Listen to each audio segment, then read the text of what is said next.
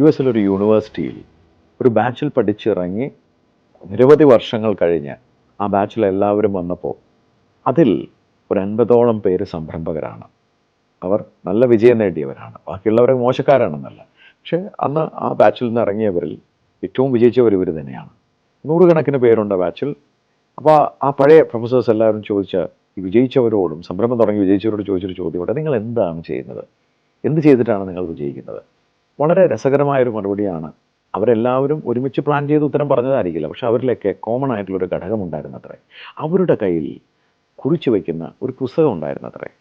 എന്ന് വെച്ചാൽ to do list. എല്ലാ ദിവസവും അവർ എന്ത് ചെയ്യണമെന്ന് കാലത്തെ കുറിച്ചു വെച്ച് അവർ ആ കാര്യങ്ങൾ പൂർത്തിയാക്കി പോയി കിടന്നുറങ്ങുന്നവരായിരുന്നു അത്രേ.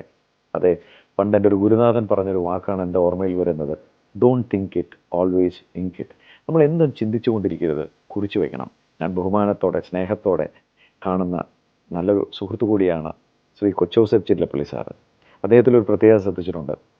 നമുക്ക് ഫോണുണ്ട്, നോട്ട് പാഡുണ്ട്, അതുണ്ട്, ഇതുണ്ട്, ഇതെല്ലാം ഉണ്ടെങ്കിലും അദ്ദേഹത്തിൻ്റെ കയ്യിൽ എപ്പോഴും ഒരു കുറിപ്പ് പുസ്തകവും ഒരു പേനയും ഞാൻ കാണാം.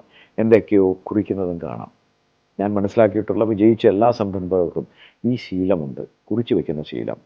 അതുകൊണ്ട് ഇന്ന് തൊട്ട് എന്തെങ്കിലും ഒരു കാര്യം മനസ്സിലുണ്ടെന്ന് കുറിച്ച് വയ്ക്കുക. മാത്രമല്ല, നേരം പുലരുമ്പോൾ ആദ്യം ചെയ്യേണ്ടത് അന്ന് ചെയ്യേണ്ട കാര്യങ്ങളെല്ലാം കുറിച്ച് വെച്ചതിന് ശേഷം വൈകിട്ടാവുമ്പോൾ ഇതൊന്ന് ടിക്കടിച്ച് നോക്കിയേ. 10 കാര്യങ്ങൾ നമ്മളൊന്ന് പ്ലാൻ ചെയ്തു, 10 നടന്നു. 8 നടന്നെങ്കിൽ 2 നാളെ ചെയ്യാമല്ലോ. 10 ഒന്ന് ടിക്ക് ചെയ്ത് കിട്ടുന്നൊരു ആശ്വാസം ഒന്നും കിട്ടില്ല. വിജയത്തിലേക്കുള്ള ആദ്യത്തെ ചവിട്ടുപടി പ്ലാനിങ് ആണ്. എല്ലാ ആശംസകളും.